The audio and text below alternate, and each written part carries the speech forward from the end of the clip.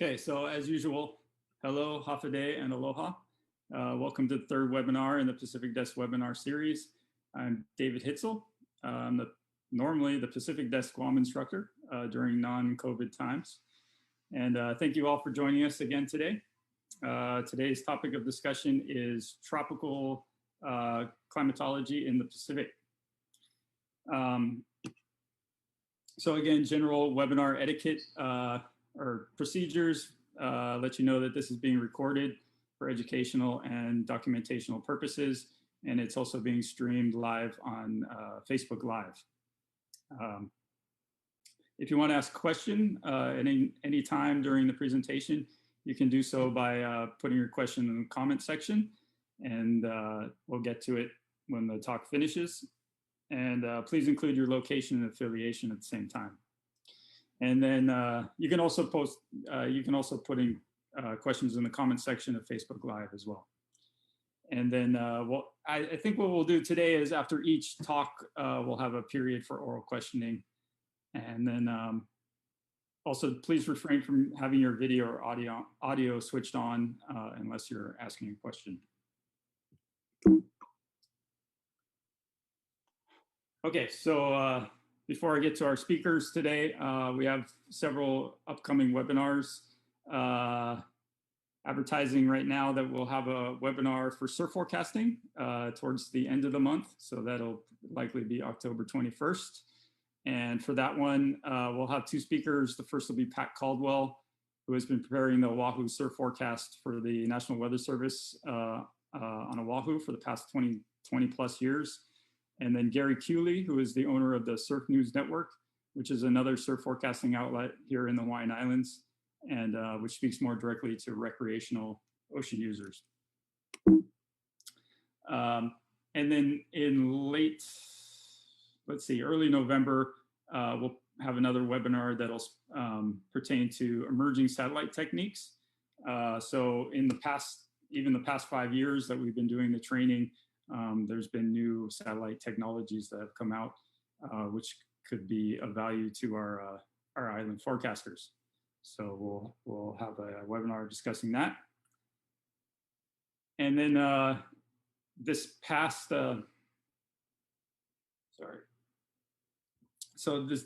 Monday, we started our first online version of Pacific International Training Desk, and if you're interested in participating in a future session, which will probably be starting in the beginning of next year, you should start thinking about that now.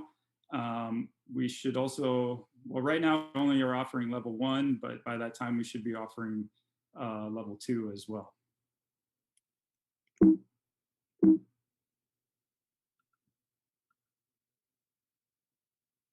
Okay. So today's panel, we have Malte Stucker, who is an assistant professor in the Department of Oceanography and International Pacific Research Center here at the University of Hawaii.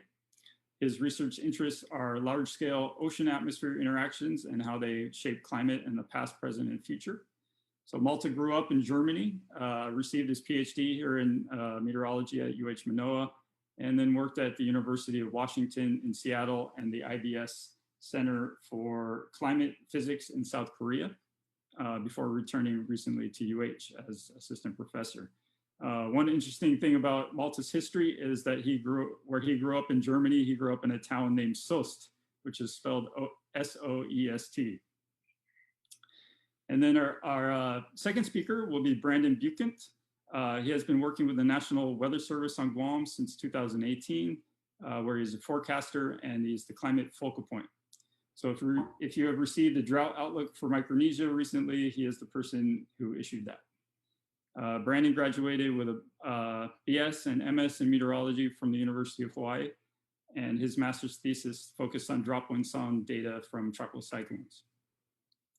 Brandon was born in Boston, but grew up in various locales around the earth, Indonesia, Singapore, and California. And he's very active.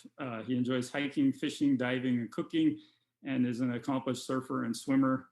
And to me, Brandon's claim to fame is that he entered the Guam Cocos Crossing swimming race which is a 10-kilometer race to a little island off Guam, and he came in second overall.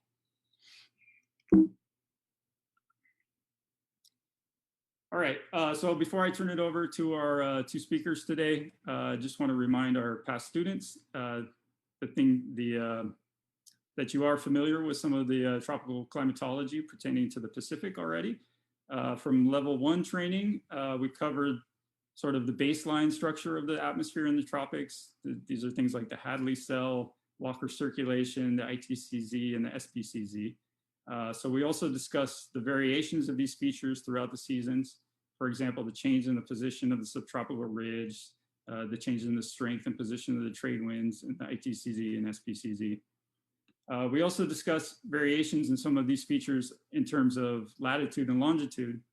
For instance, the inversion height and how that changes across the Pacific, the tropopause height, how that varies north and south, as well as the strength of the Coriolis effect, and more importantly to today's talk, SSD distributions. And then in level 2, we discussed deviations from these climatological norms, or so-called anomalies, which are often related to waves within the tropical atmosphere. So the driving force for these waves are cycles of convection, which have periods of days to weeks or sometimes months. So for instance, the ENSO cycle is initiated by a west to east moving wave known as a Kelvin wave. Kelvin waves are also important in enhancing convection related to the Madden-Julian oscillation. And Kelvin waves can sometimes generate Rossby waves, which travel the other way, east to west, in pairs symmetric about the equator. Rossby waves are important because they also generally enhance convection, and they may initiate tropical cyclones, sometimes as twins on either side of the equator. Mixed Rossby gravity waves serve a similar function, enhancing convection on one side of the equator or the other as well. And then lastly, Kelvin waves, which redistribute heat toward the east, both in the atmosphere and in the ocean, altering the typical patterns of convection, atmospheric pressure, and circulation in the equatorial Pacific. This phenomena is known as El Nino and has repercussions which affect the entire tropical Pacific basin on an interannual timescale. Another important redistributor of convection around the tropics is the Madden-Julian oscillation, or MJO. MJO has a 30 to 60 day timescale, and it marches west to east around the globe, enhancing equatorial convection as it goes. Westerly winds on the backside of the MJO may enhance an El Nino and or help produce tropical cyclones in a similar fashion as equatorial Rossby waves. So today our panelists will discuss the role of these climatological features in altering sea level heights throughout the tropics, as well as general circulation patterns in the Western Pacific, particular to the current 2020 wet season. So with that, I'd like to turn it over to Malte Stucke. Okay. I think you need to unshare. Okay. Okay.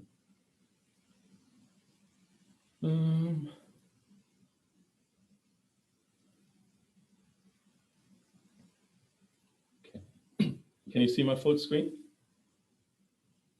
Yep. Okay.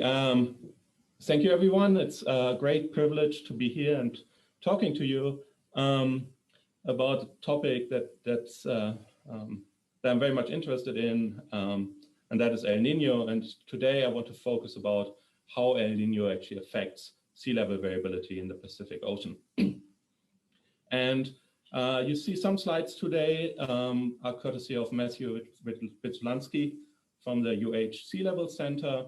And he has actually been the lead author on some of the work that I've been showing you here. Okay, let's move ahead. I think Dave gave already a nice overview about El Nino, but I just want to recap a few of the important concepts. So here we see a picture of sea surface temperature anomalies in the tropical Pacific during October 2015. And you see this large-scale warming signal that spans large areas of the eastern tropical Pacific. And El Nino is this episodic large-scale warming event that occurs on intervals of 3 to 7 years. So given a brief history, who discovered El Nino? So it was actually, the name was coined centuries ago already by Peruvian fishermen who noticed there was an anomalous warm current occurring every couple of years off the coast of Peru during boreal winter around Christmas time.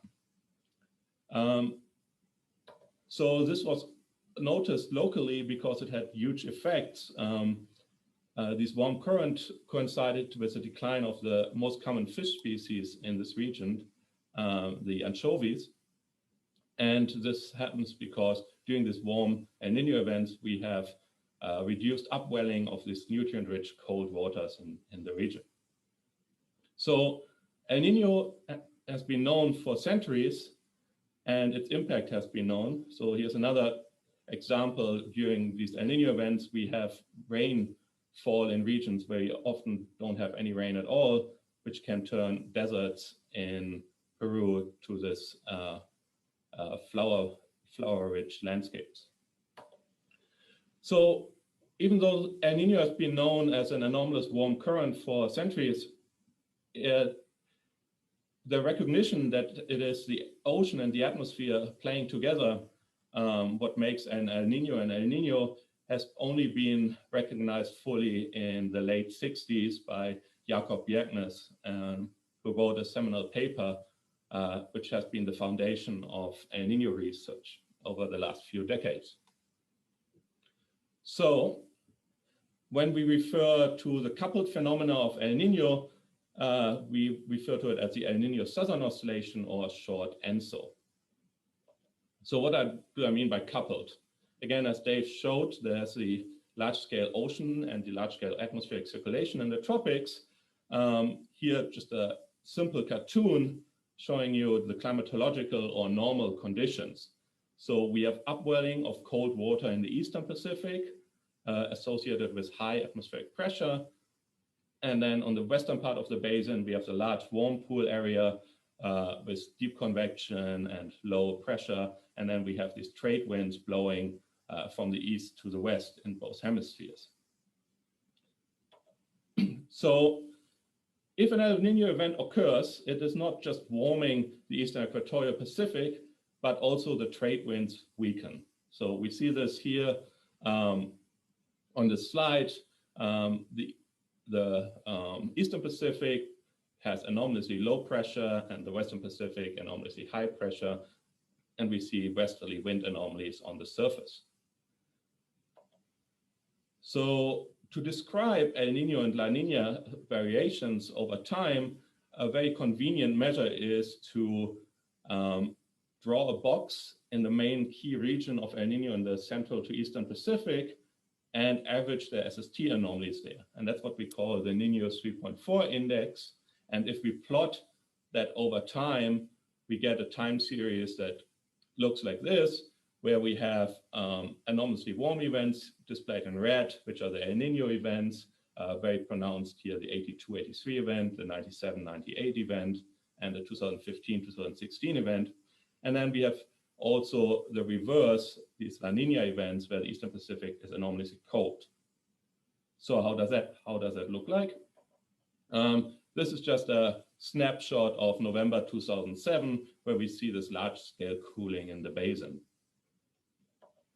And as you probably also learned in your courses before, El Nino and La Nina have impacts not only locally, but globally by changing weather patterns. And this is a schematic from NOAA, which shows in different seasons different impacts. But today, I really want to focus on sea level and not the typical things we talk about when we talk about El Nino impacts, such as droughts and floods or higher and lower surface temperatures.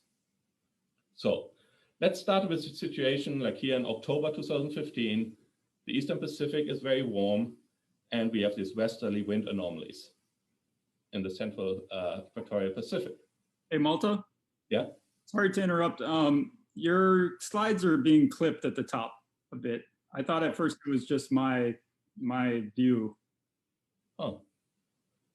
How much are they clipped? They're cutting off at least the top sentence.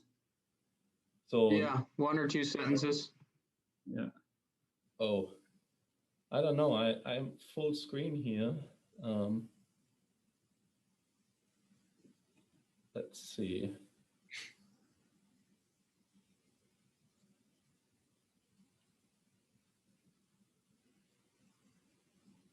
Yeah, it's still doing it. It's not can you sorry, can I interrupt? So on top left corner there's a zoom and you are at 257. Maybe you can reduce that on the top left corner or top bar. And then the left. Oh yeah. Yeah. Okay. Thank you. Okay. But when I do full screen, can you see it now? Oh, is it? It's still clipped. Okay. Maybe it's easier if I just show it in this mode, then you just have to ignore. Okay, that'll work. Not that big though. Yeah. Okay. Is this okay? Can you see? Yeah, I can see it. Yep. Okay. Sorry about that, technology. Okay, where we stopped. We have a warm El Nino event. We have these westerly wind anomalies in the Central Pacific. And then we can ask the question, what effect on sea level will this change in winds actually have? Under normal conditions, again, under the climatology where we have trade winds blowing from the east to west, these drive actually this oceanic subtropical cell circulation with upwelling in the east that we've seen. And what it does is that we have a tilt in the thermocline, which with a deeper thermocline in the west that's proportional to a higher sea level, and a shallower thermocline in the east, which corresponds to lower sea level. So then during an El Nino, we have this weaker trade winds, and then we can look at the textbook. What would we expect the ocean to do when we have this enormous wind blowing over it? So I'm just going to walk you through the schematic where we start with this arrow pointing from the west to the east, which are our westerly wind anomalies. This will actually drive equatorial convergence of the upper ocean currents due to the Coriolis force, something we call Ekman transport, which is indicated here by the darker arrows. And a simple way to illustrate this is here we have the equator in the middle. In the northern hemisphere, we have the winds blowing from the east to the west, the trade winds. From the west to the east, the anomalous westerlies. Due to Coriolis force, there's a net water transport towards the equator at a 90-degree angle, and the reverse is happening in the southern hemisphere. So we have water piling up on the equator due to this wind. Due to continuity, so because we have to conserve mass, that piling up of water actually leads to an anomalous downward current, which deepens the equatorial thermocline. So now we have a high here on the equator, high sea level, and a deeper thermocline. Because this water came from the off-equatorial region, it forms two lows straddling the off-equatorial region, where we have divergence of these upper ocean currents. And actually, these are what David referred to as Kelvin and Rossby waves. So the high sea level on the equator will propagate eastward because there's an anomalous geostrophic current that brings water to the east of it. So it will move to the east of the basin, while due to conservation of potential vorticity, those low sea level centers will move to the west. So this is like a very idealized textbook situation. And then the question is, can we actually see this in nature play out? So let's look at September 2015 sea level. So what we see here is indeed these changes in wind strength causes a zonal seesaw in sea level. What do I mean by a zonal seesaw? Here we have our winds blowing from the west to the east, causing this high sea level to the east of it. And then we have this low sea level in the western part of the basin. So this looks very similar to actually our textbook figure that I show you here at the top. So what actually happens during an El Nino event? So this is just a snapshot in time. So we might want to look first at the time evolution of sea level at the station data indicated by these boxes here.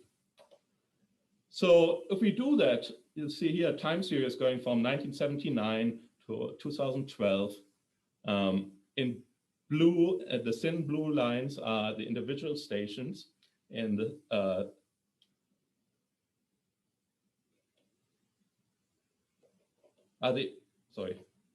I'm going to show you the Southwest Pacific first. I don't know, the box is on the wrong region here. So let's focus on the Southwest Pacific first. The individual stations are here the thin blue lines, and then the average of these stations are the thick blue line. What we can very clearly see that during those big El Nino events, we have this very strong drops in sea level of up to 30 centimeters.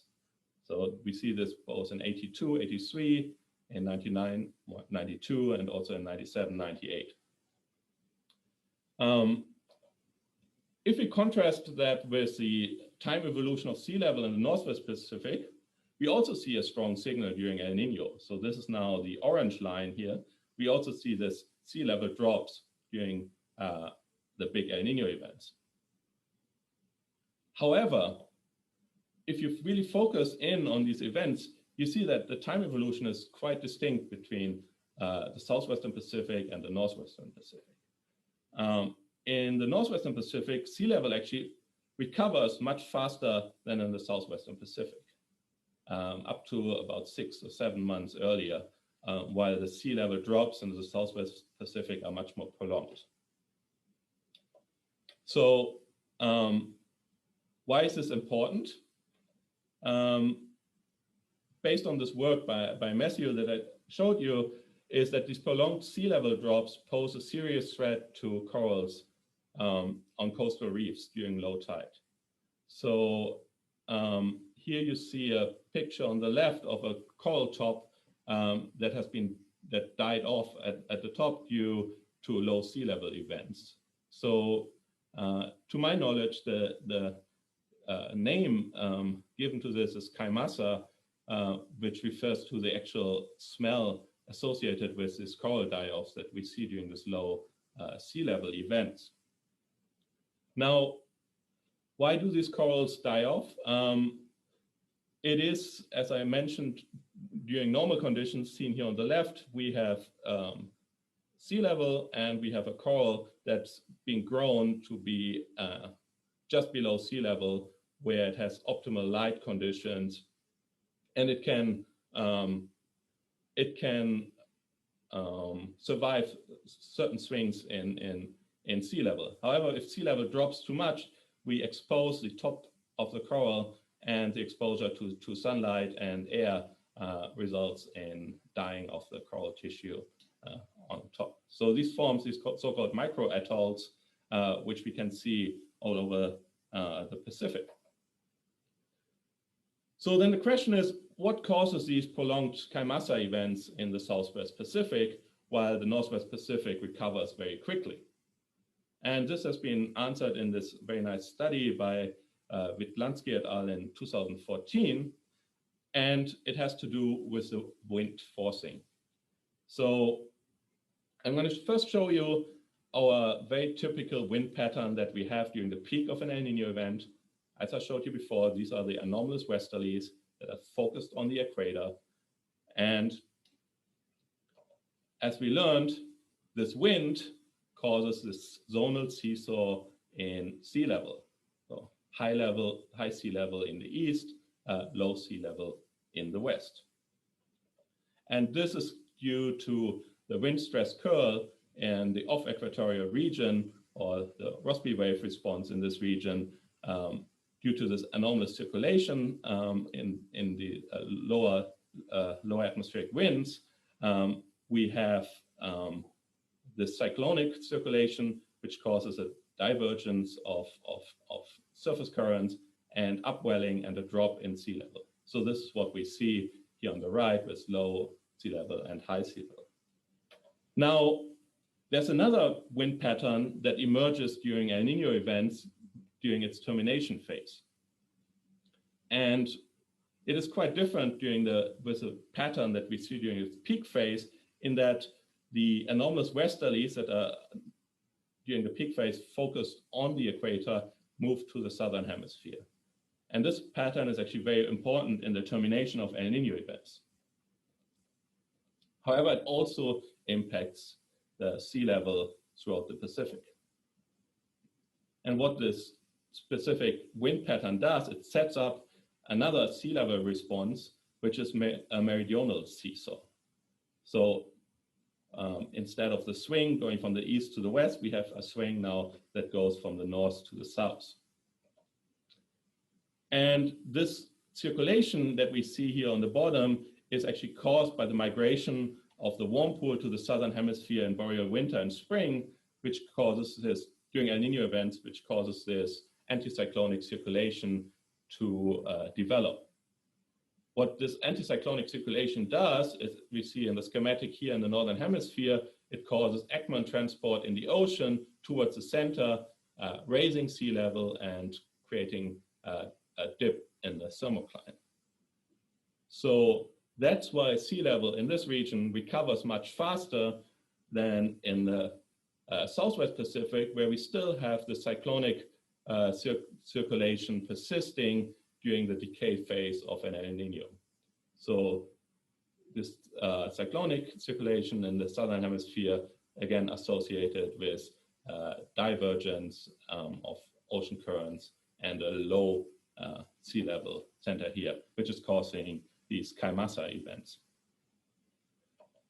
So to recap here, we have these two distinct sea level seesaws that are associated with El Nino and La Nina events, one being a swing that goes from the east to the west, and one being a swing that goes from the north to the south. So if you want to learn more about actually what causes these two wind patterns, I listed two papers here, and these wind patterns are important because they not only result in the termination of El Nino events, but they also affect the East Asian monsoon and sea level, as we've seen here. So this is the main variation of sea level on interannual timescales that I showed you.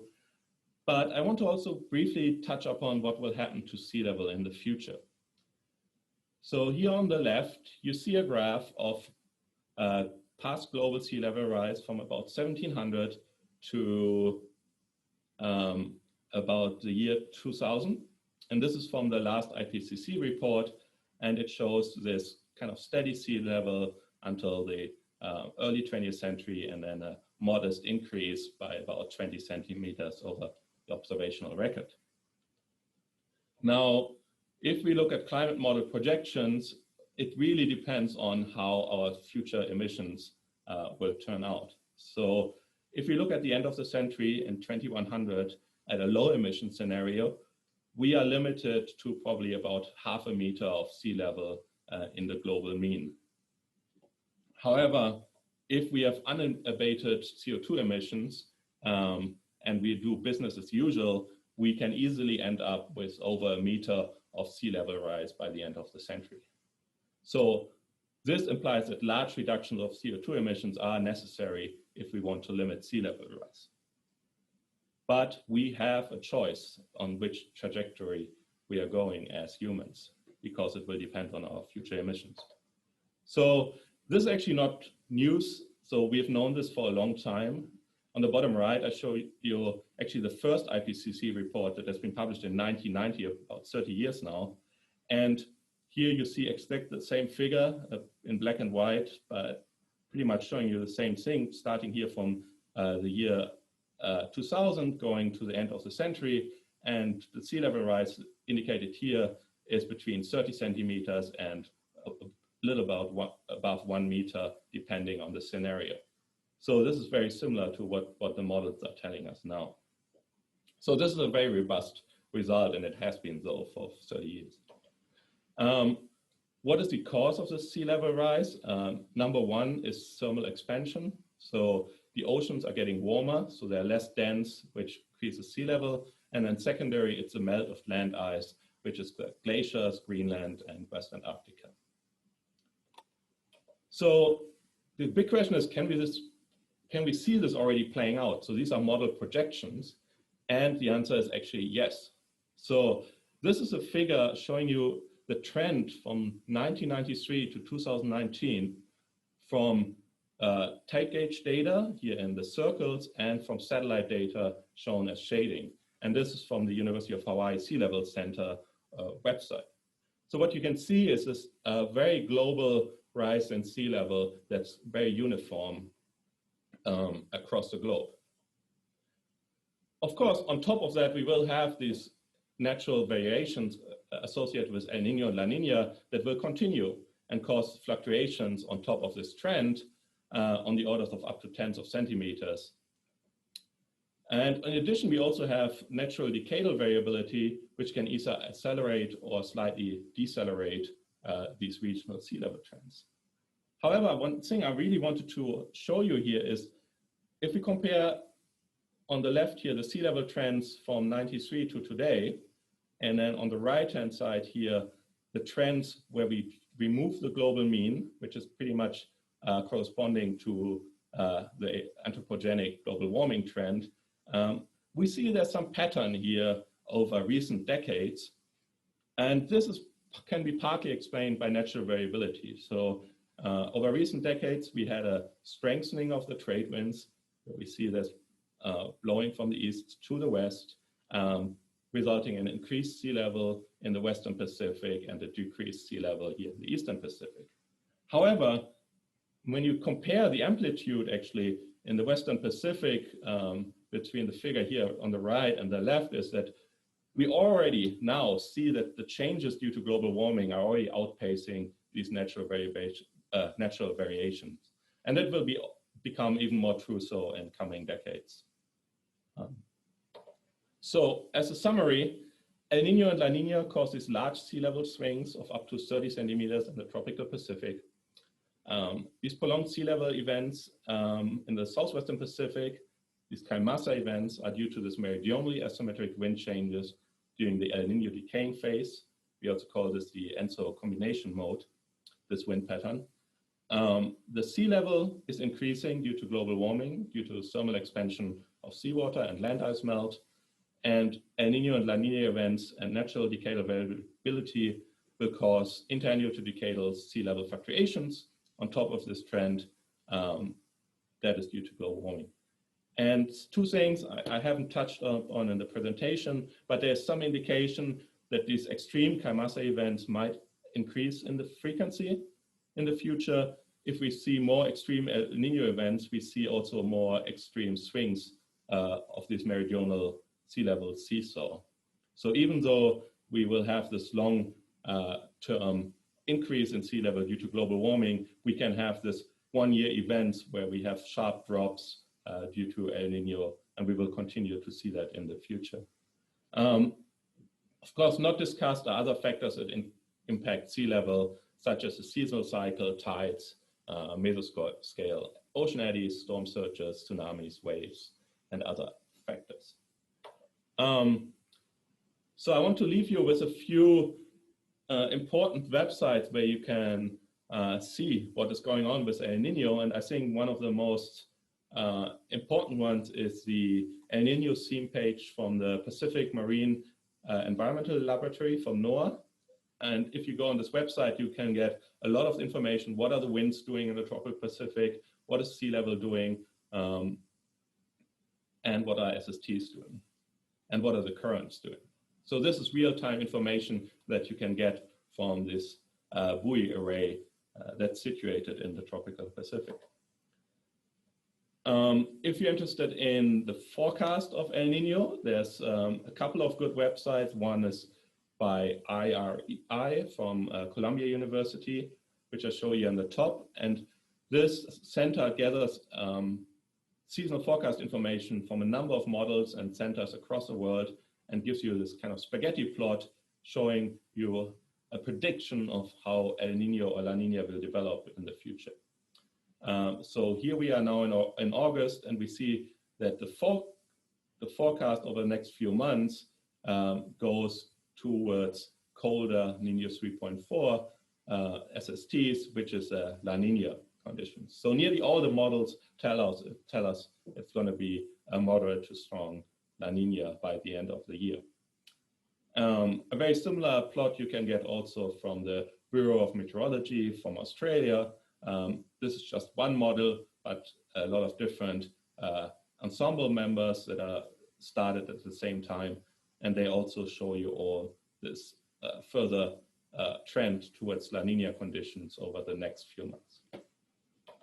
So what does it mean? La Nina, as we discussed, we have normal, higher than normal sea level in the West Pacific. And we can see this also in the sea level predictions that are issued by the UH Sea Level Center. So here on the left, I show you the latest observations, which is August 2020 here, where we already see kind of La Nina signal in the sea level with lower sea level in the Eastern Pacific and higher sea level in the Western Pacific.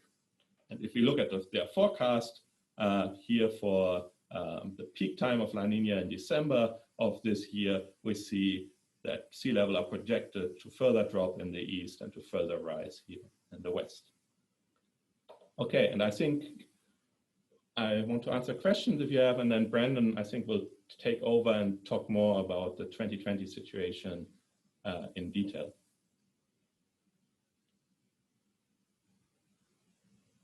Does anybody have any questions? You don't have to type them in. They can be, just unmute yourself.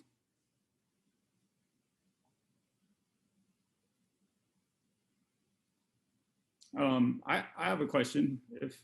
Actually, I got two, if nobody else has a question. So one of the things I was wondering about, Malta, is how do you, I'm not an oceanographer, but I understand that there's eddies within the ocean that can alter sea level locally. So how do you filter those kind of things out from, say, your prediction of sea level in Samoa? So I think you can kind of like nicely see this here. So this is like a satellite observed satellite product from altimetry sea level. And you see those kind of mesoscale eddies quite distinct across the ocean. And then if we look at the forecasts, which are done with more coarse resolution models that don't actually resolve these mesoscale and submesoscale eddies, we see a much more just the large scale features, but we don't see the eddy structure. So yeah, at any given point, there can be very local impacts that can be by this mesoscale eddies. I think the attribution could be done from this satellite products, because you can see, actually track these eddies, how they move spatially in time from altimetry. But as we don't resolve them in the current generation of seasonal forecast models, typically, these are not in the actual forecast. So locally, you might have like higher or lower sea level than is indicated here in the seasonal forecast if there would be a ocean eddy in this region that would locally suppress or raise sea level. Okay, so it's sort of a time scale issue. The eddies are on a shorter time scale. Yeah, and also spatial resolution of the models. Yeah. Okay, and then my other question was on the smelly reef episodes. So are they proportional to like the strength of the El Nino that happens, or is that not a factor? So yeah, that's a good point. So we see some indication of these slightly longer, slightly prolonged events also during moderate events, but it's actually not as clear. Like here might be a moderate event where sea level recovers relatively quickly, both in the southwestern and northwestern Pacific.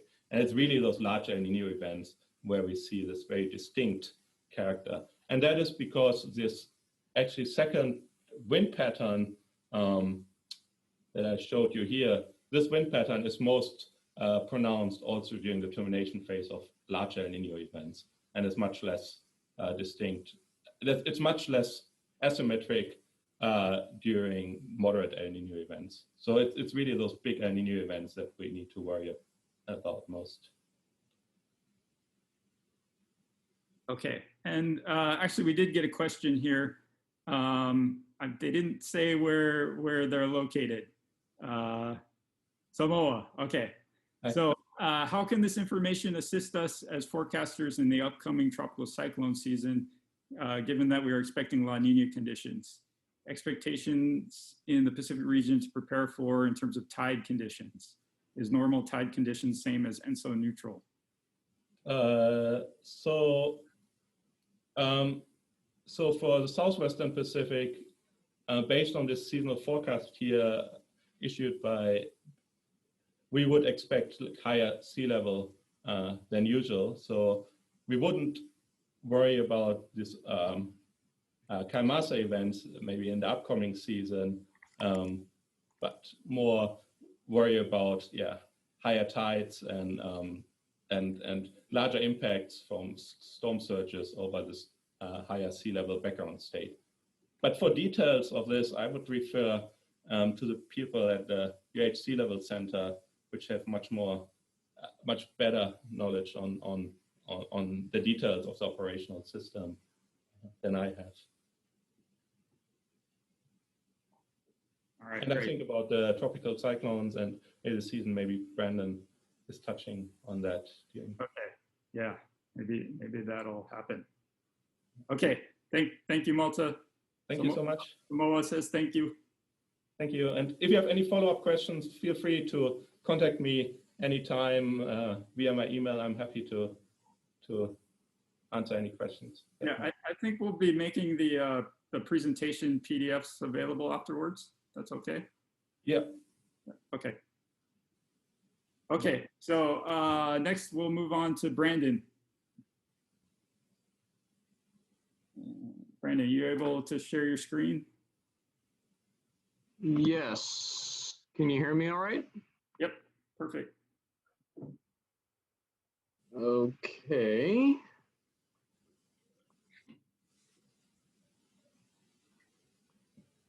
Is that displaying okay, or is it trimmed? Hello? Anybody? It looks good. It looks good to me. Okay. All righty. Well, that was a great discussion by Malte, and it's a really good background for some of the stuff I'll be talking about. So here we go. So I'm just the overview for this talk. We're going to be focusing on the West Pacific in the image here. So we're looking at in WFO Guam, kind of has the area of responsibility from Palau to the Marshall Islands, from the equator to 25 north. That's the overall area we're responsible for. So I'm going to do a quick overview on the ENSO, although Malte touched on that. The 2020 typhoon season, things that I've learned in my short time here at WFO Guam. I've been here about 2 years. It's amazing how much I've learned and how much I know that I can learn so much more. And then I'll go over a few websites that I like to use. And then the overall theme of this presentation is that it's all connected. Malte touched on the oceanic aspect of it, but they all work together. And it's just fascinating to see how ENSO in particular can modify conditions around the globe. So I'll go into that real briefly as well. I hope this works here, but this is the track or forecasts of the Nino 3.4 SST anomalies, and we're starting here in October 2019, so last year, and basically the last year and how these forecasts have evolved up to this point in time.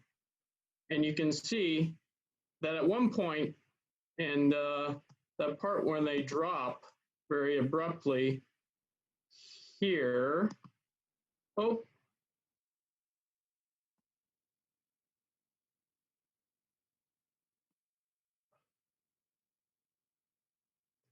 I'll just play this through and kind of go through it, but right about in May, there's a sudden drop.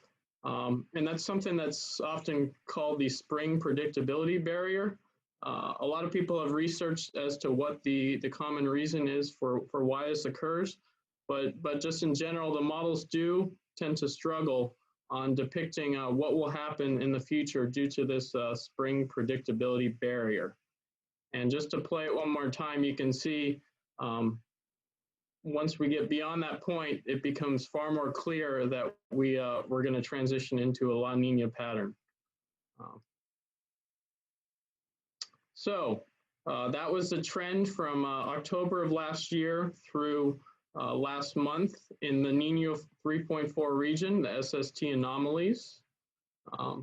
This is what the anomalies were in March 2020.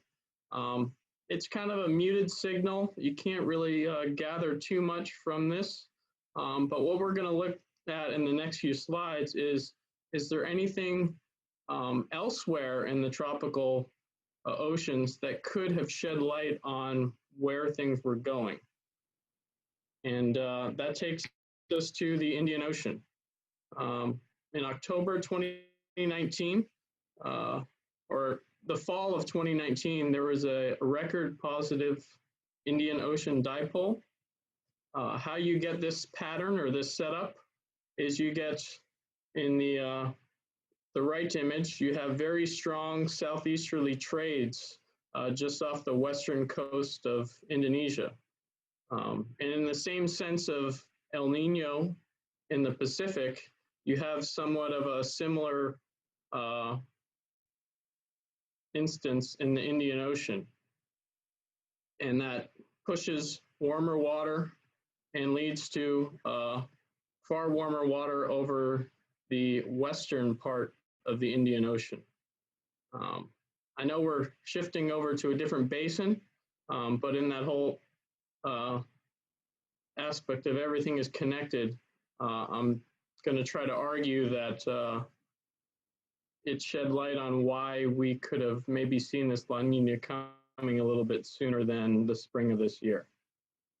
So the strong easterly, southeasterly trades push waters and warmer waters to the western Indian Ocean, and that sets up a positive Indian Ocean dipole. So this graph here shows the Indian Ocean dipole from 1980 to 2020. You can see two large spikes in 94 and 97. And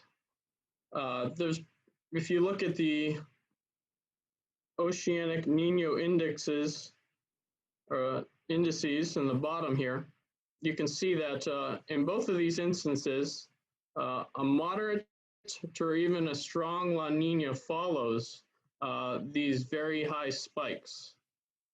And sure enough, the record positive Indian Ocean dipole, the fall of last year in 2019, is another one of these very large spikes. In fact, it was higher than those.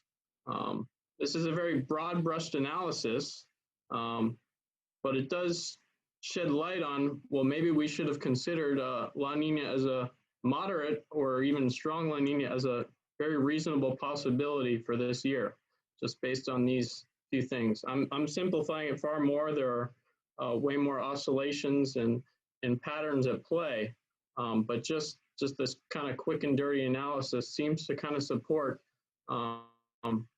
it should have been given a little bit more thought, perhaps. Okay, so we have that record positive Indian Ocean dipole. And prior years indicate that a moderate to strong La Nina can follow that. So how does that happen? Malte touched on this, but you get persistent trade winds across the Pacific Ocean along the equator. The image on the right shows that. So the blues are indicative of strong easterly anomalies, and the reds are westerly anomalies. And you can see that, and this is just a snapshot, but it kind of goes over the overall theme of what the winds have been in the Pacific Basin. And you can just see it's been dominated by easterly flow. And the other image here, which is a composite anomaly from April through October, shows a broad stretch of blue values. So that's just anomalously anomalous east flow. So the trade winds have just been far more persistent. And you can also, just to point out, you do have these westerly anomalies in the Indian Ocean. So you have easterlies in the Pacific and westerlies in the Indian Ocean in the last few months. And that's just consolidated over Asian continent and Indian area. Okay, so these are about the current SSTs. We have that West Pacific warm pool in the East Indian Ocean where easterly flow in the Pacific and westerly flow in the Atlantic is kind of converging in that area. And then you also have the warm Atlantic basin, and I'll touch on that later. And of course, you have those cool anomalies in the classic Nino 3.4 region. So why has it been so quiet across Micronesia with respect to the typhoon activity? Well, it's the trade winds are for one, I touched on that. But the ocean and the atmosphere has coupled. And that's very important for things to move forward and truly be classified as La Nina. The large-scale convective pattern has consolidated around Asia, and there's been a standing Indian Ocean wave in the atmosphere. The upper level winds across Micronesia have been quite strong. And a busy Atlantic basin and a quiet East Pacific basin, everything is connected. When some basins are busier than others, other basins tend to be quieter. And then perhaps there's fingerprints of climate change in this year's pattern. So I went through this one already, but here it is again, just persistent trade wind flow across all of Micronesia.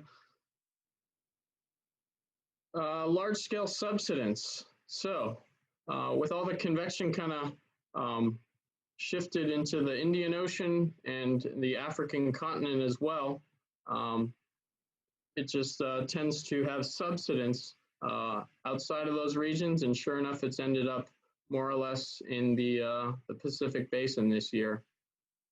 The image on the left, and I'll loop this here, is just the progression of the long wave radiation anomalies. So where you have deep convection, you'll have blue values, and where you have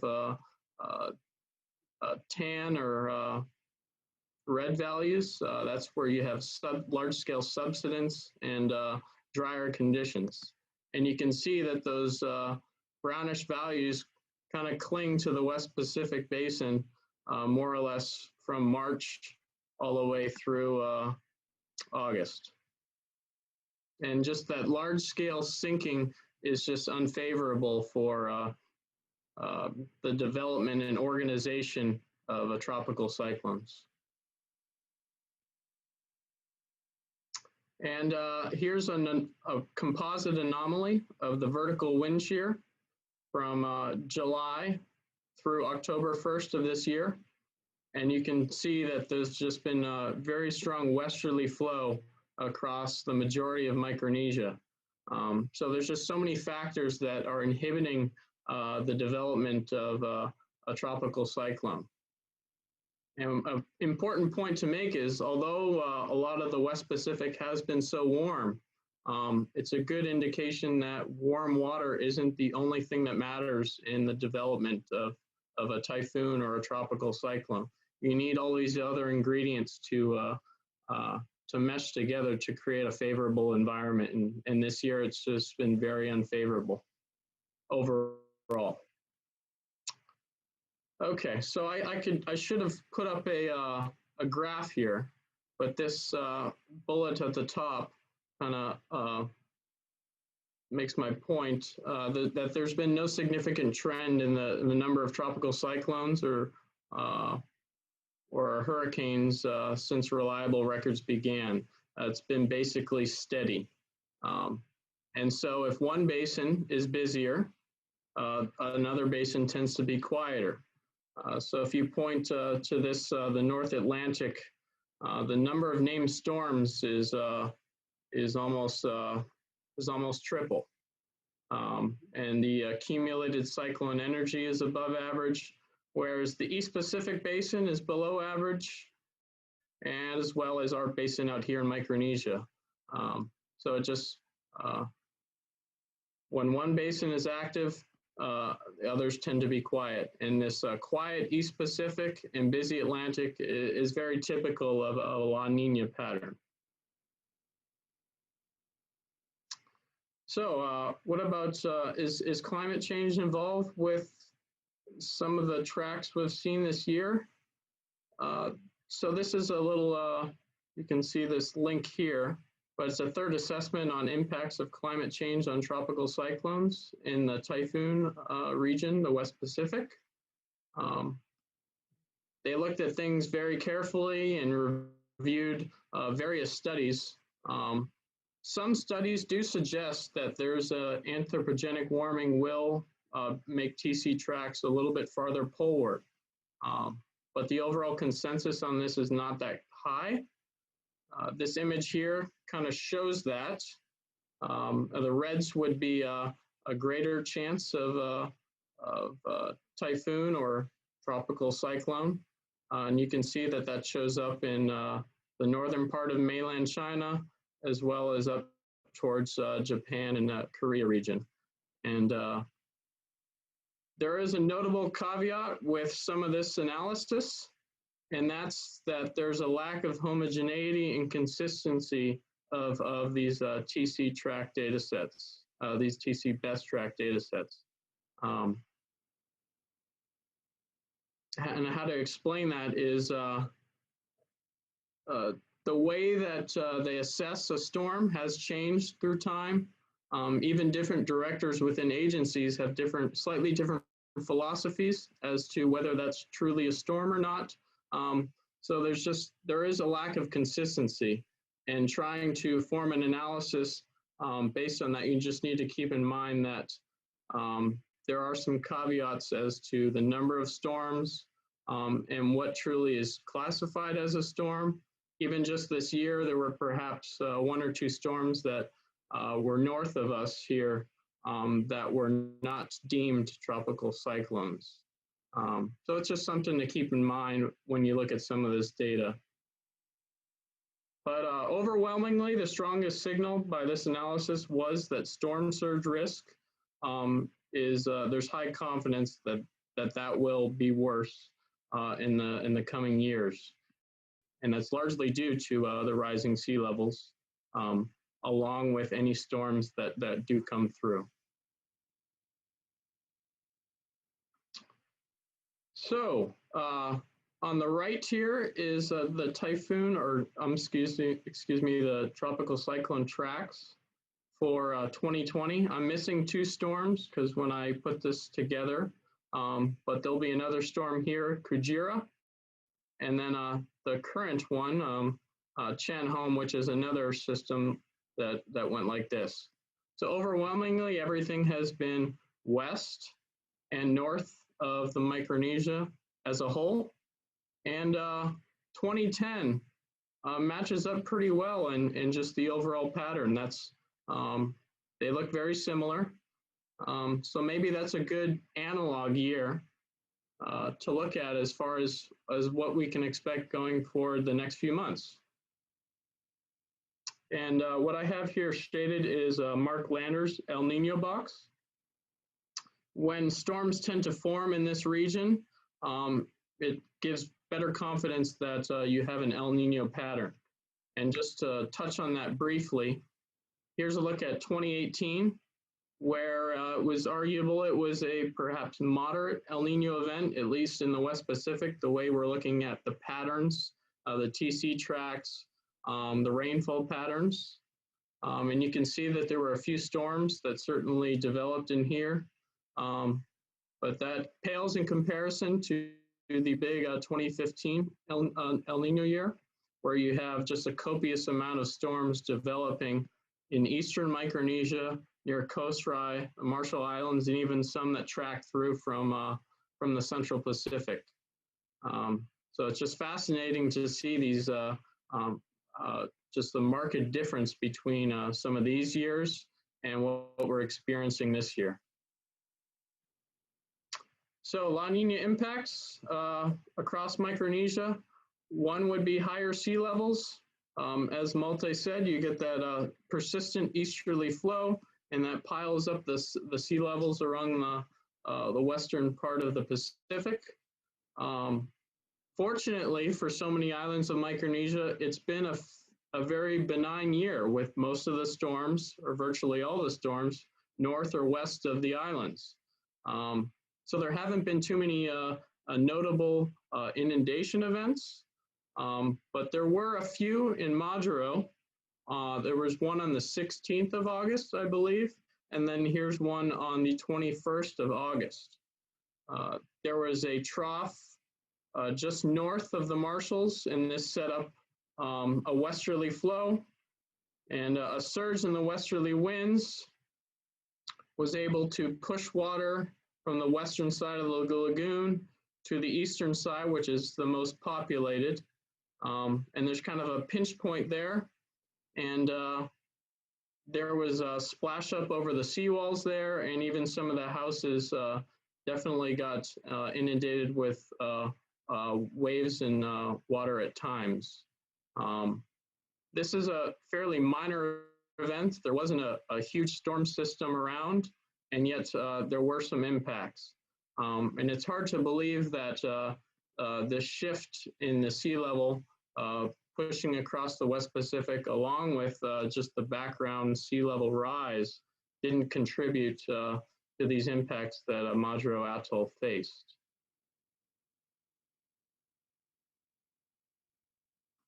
Another impact during La Nina is extreme drought in the far southern islands of Micronesia. Kapinga-Morangi has been dry the last 2 months, even a little bit longer, 2.5 months. I think the last 2 months have got about a little less than 4 inches of rain. And this is an island that relies on rain for cooking, washing, and of course, consuming. So when they get very little rain, it becomes a serious issue. And WSO Pompeii, just in the last week or so, reported that most vegetation is withered. Coconut trees are yellowing with little juice. Breadfruits are falling off prematurely. Banana trees are brown and taro patches are drying up. An urgent request for water was submitted on the 1st of October. And on October 5, potable water was delivered, and there were some attempts to fill island catchments with a desalinization system that was on the ship, and I think that's still ongoing. If there's anyone from Pompeii, maybe they could chime in on that. But just the overall pattern, everything has shifted north, and convection has been across Pompeii, and Kapinga-Morangi has just been high and dry for several months. And looking ahead, it isn't too promising that overall pattern is going to shift anytime soon. Another one is that maybe some people aren't too familiar with, is that you can in fact get coral bleaching during La Nina events. You have this Western Pacific worm pool And all that's really needed for coral bleaching is to raise the water temperatures about 2 degrees Celsius. This stresses the coral and it can lead to bleaching as the microalgae inside the coral is just expelled from it, and all is left is more or less the skeleton of the coral animal. As Malte touched upon, most notable coral reef bleaching focuses on El Nino events, but the depth of this anomalously warm water across the far western portion of the West Pacific can really stress corals at depth. You got to remember in this lower image here, corals are not just in that first 10 to 20 feet of water. They're up to maybe 70 meters down. So when you get water at depth that's much warmer, those corals can get stressed as well. And if you want to learn more about this, there's a professor at UOG, Dr. Peter Hoek, which has really looked into this study on La Niñas, moderate to strong La Niñas, and a negative Pacific decadal oscillation, and how that can trigger coral bleaching events for Palau and Yap in particular, and to a lesser extent, Chuuk and the Marianas. And another impact during La Nina is the possibility of excessive or heavy rain events. What we have here is a look at the let's see if I can get it right, North America multi-model ensemble for October, November, and December. And you can see wetter than normal conditions are expected for the far western portion of Micronesia, Yap and Palau in particular.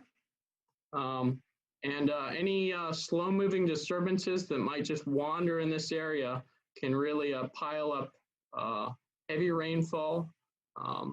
And if they're stationary or quasi-stationary, it can lead to very large amounts of rain in a short amount of time, and that's when you get flooding or mudslides as a big risk.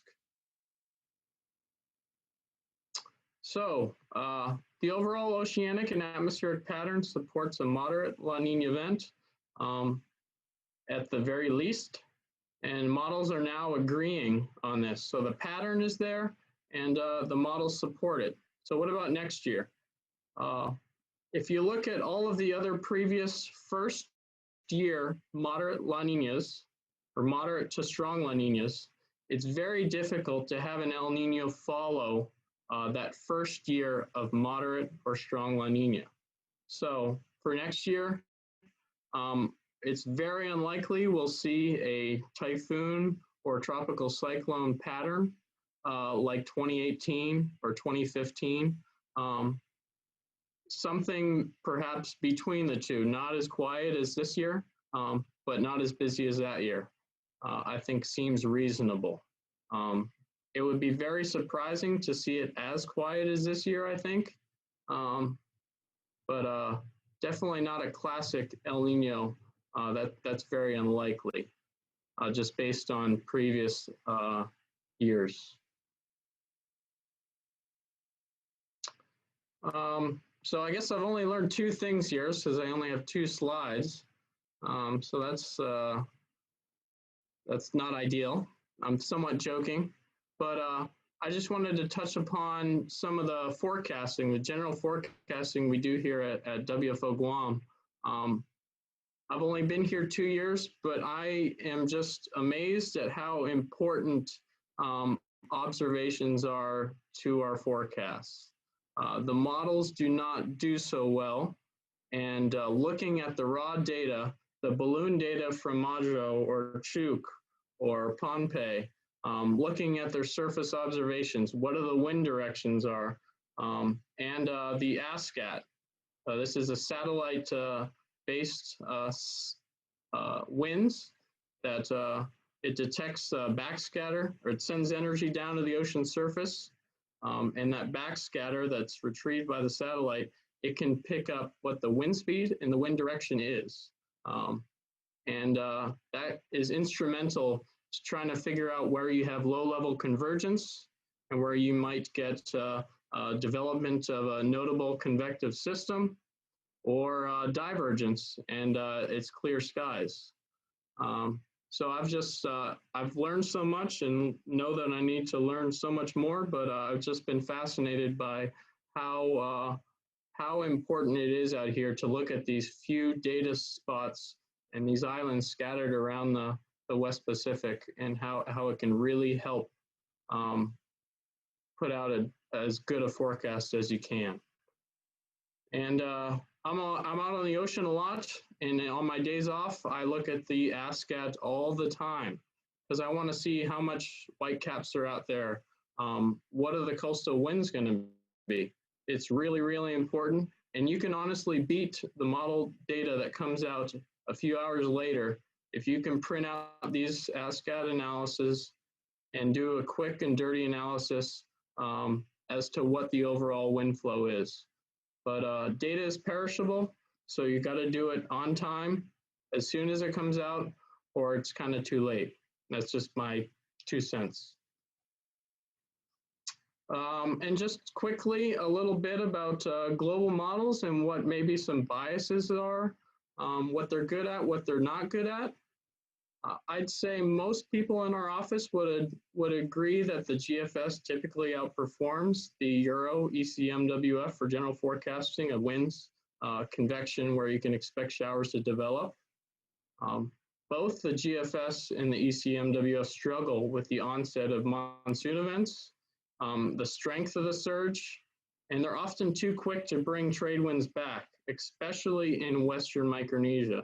You'll get that monsoon trough and the southwesterly flow across Yap and Palau, and it's reluctant to leave. It stays put far longer than the models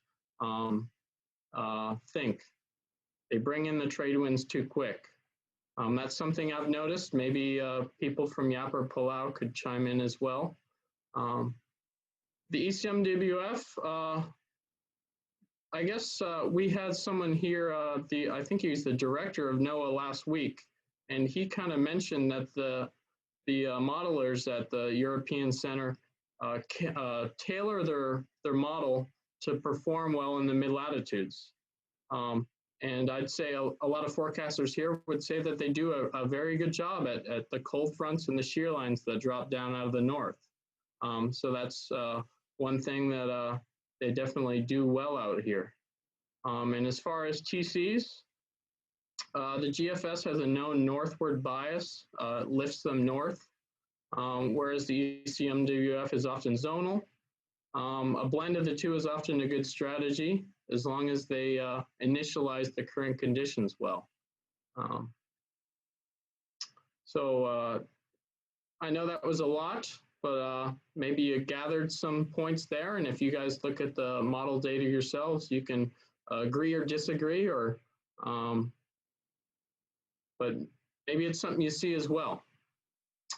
And so in this whole theme of it's all connected, this little GIF loop that I'm going to play was created by Felipe.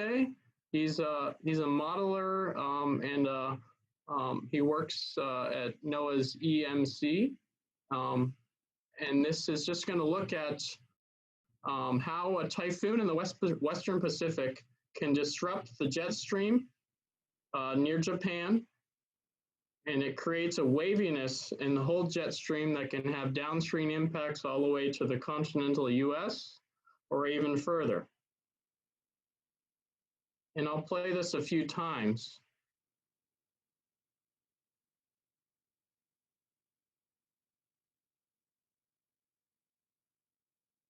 But as the TC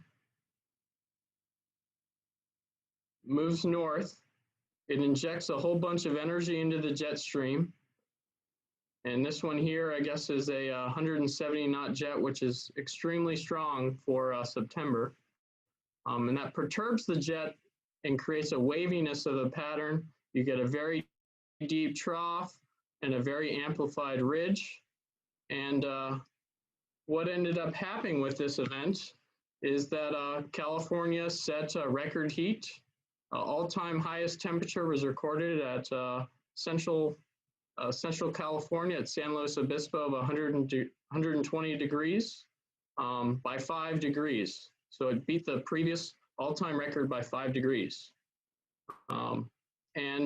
Interesting note was that this record-breaking heat may have been the highest temperature ever measured so close to the ocean in the Americas, whether it's the North America or South America. So it's just a fascinating little tidbit there. Here's a little plot of those record high temperatures. And in that previous loop of the undulation or waviness in the jet stream, you get the record heat at Colorado. Got over 104 degrees on 6th of September. And then 2 days later, they had snow. So fascinating downstream impact that is tied to the Western Pacific and a typhoon going into the jet stream. And just, I really want to point your guys' attentions to this website called weathernerds.org. It's created by a forecaster at the National Hurricane Center. But I believe it's the only place where you can get tropical cyclone tracks for the ECMWF, the GFS and its ensembles, as well as the United Kingdom ensembles. So these websites here are fantastic, and it's kind of becoming my go-to website, public website for looking at tropical cyclone data. You can even overlay the ASCAT or those scatterometer winds on these websites. And that link to the standard ASCAT is here as well. Rainfall outlooks, you have this page for the North American multi-model ensemble. You can look at what the rainfall outlooks are for 1 month, 2 month, 3 month, even further out.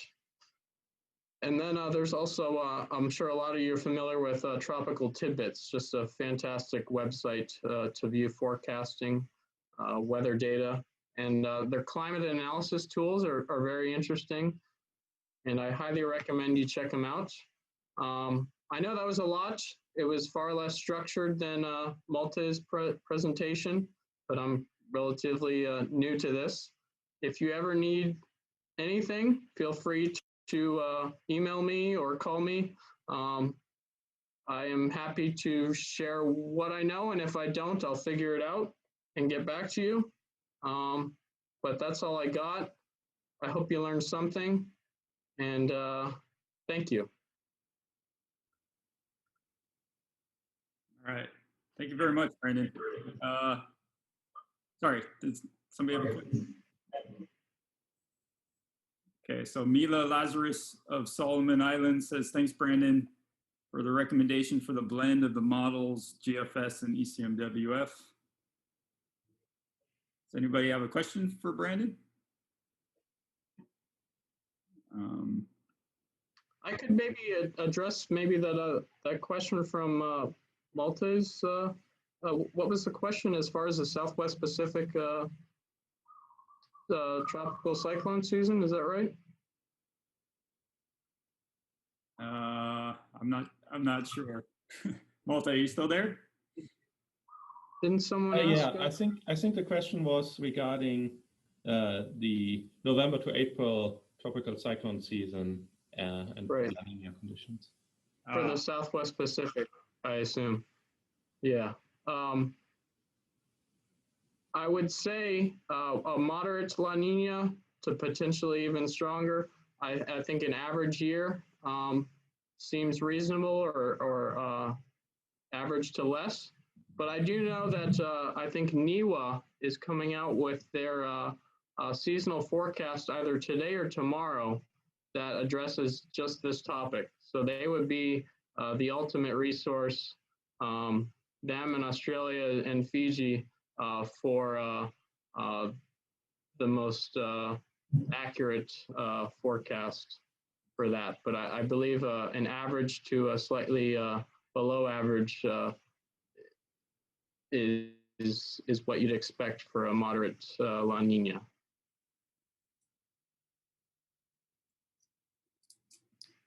Okay. Any other questions?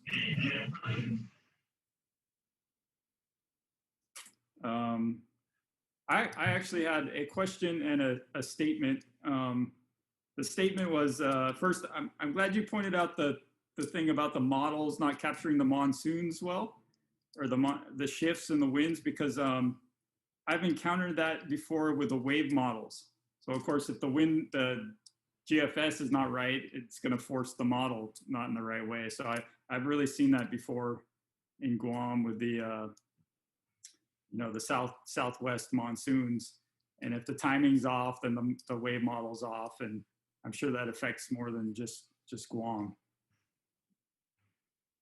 And I think Palau, they really see that even clearer than us up here on Guam.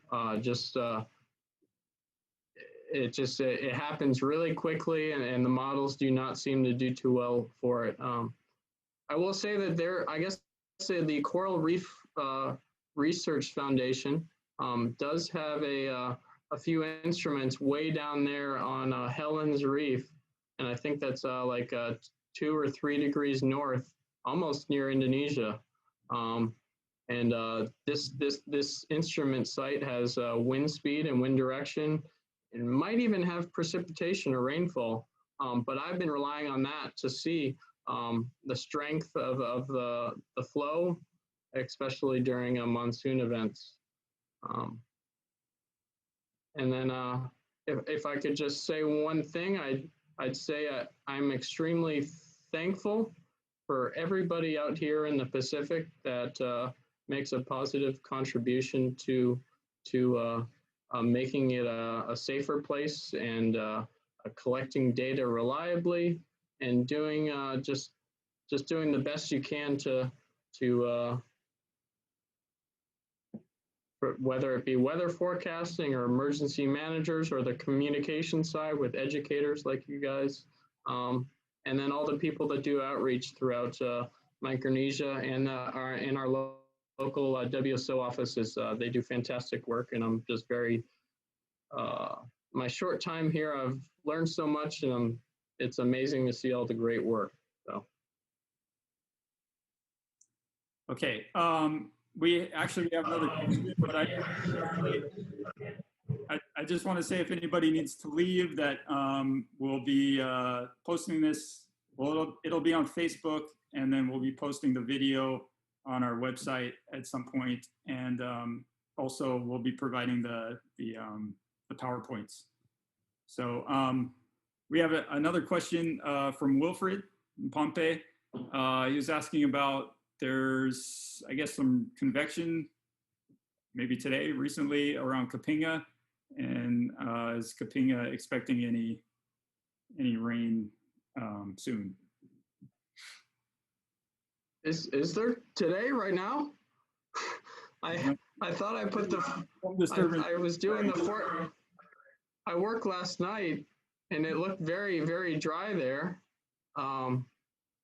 I would be surprised. I know that there's a disturbance across Pohnpei right now, but I believe it. I could pull up the satellite real quick, but I thought they were very dry today, and the next opportunity, the last I looked for some decent showers at Kapinga was this weekend, so Saturday, Sunday. I don't know if that's changed, but I thought it was quite dry today there. So I certainly could be wrong. Things change quickly. But I thought the last I checked that their best opportunity for rain in the future was this weekend. Yeah, okay. So that, from Landon, that he said weekend showers, possibly, but dry for now. And then we also got another thank you for Weather Nerds. So, yeah. Yes, it's a fantastic site. And if you ever need help navigating anything, I'm always happy to help. So just send me an email or whatever's. Happy to help. Okay. And Doug says the draft of the tropical cyclone outlook from NIOA is currently out for review with the PI Met Service directors, coming out on the 13th. Oh, 13th, so another week or so. Okay. Okay. But, yeah, the other thing I wanted to... Go.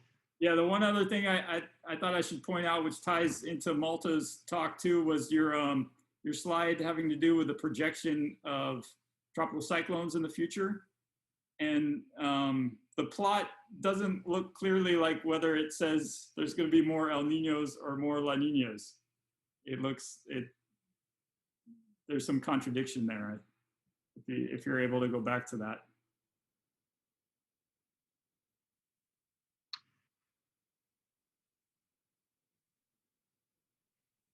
Yeah, and the overwhelming signal in the Atlantic Basin.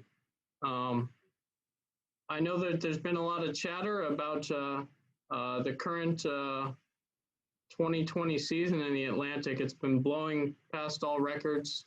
And a lot of these systems have been rather weak, and some of them have, quite a few of them have been subtropical in nature. A lot of these systems may not have been named 20 years ago. The NHC is under somewhat of a microscope nowadays. Everybody's watching what they do. They get blasted if they don't do something. They get blasted if they do something. So there's a lot of pressure with these decision making and how they define a storm or not. So that's one aspect, and that's kind of goes into that whole the caveats, consistency of the TC best track data sets. But you bringing up the El Nino or La Nina, that's very true. Our next strong El Nino, it's hard to believe we're going to have a quiet pattern like this shows here across Micronesia.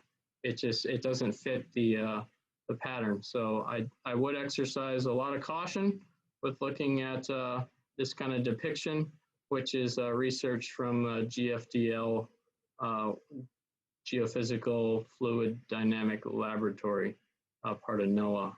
And if Malta has any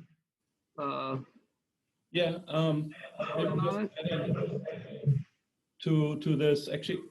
So if we look at the climate model projections, there's actually not a clear signal if we get more active ENSO El Niño variability in a warmer world. So some models say yes, some models say no. But the same El Nino event in a future warmer world, because the Pacific will warm, it's a very clear signal. So if we, in the current climate, have a 2-degree El Nino, and in 30 years from now, under a warmer background state, a 2-degree El Nino, that future El Nino will have much larger impacts in terms of rainfall and in its impacts, even though its amplitude might be very similar to what we see now, but we expect its impacts to increase. So that's where the models are relatively consistent. So we might expect larger. What are your thoughts on the? Sorry. So we might expect larger year-to-year swings in rainfall in a warmer world, if that turns out. And regarding what are your thoughts on the signal and if you were gonna yeah, I mean attribution of extreme events is like one of the harder questions, so tropical cyclones, because we only have relatively short observations, 30 years, that is in these trends that we see, there's a mixed signal very likely of the global warming trend, of El Nino and La Nina events and decadal variability. So I cannot say much to that. But as you mentioned in your presentation, if we 30 years from now have a couple of tens of centimeters higher sea level, even a moderate tropical cyclone can have pretty strong impacts due to a storm surge because it will just happen on a higher sea level baseline. So that's something I think it's important to keep in mind. Yep. Okay, great. Well, thank you guys, and thank you everybody else for joining us today. We'll meet back here in 2 weeks for surf forecasting. Okay, so long.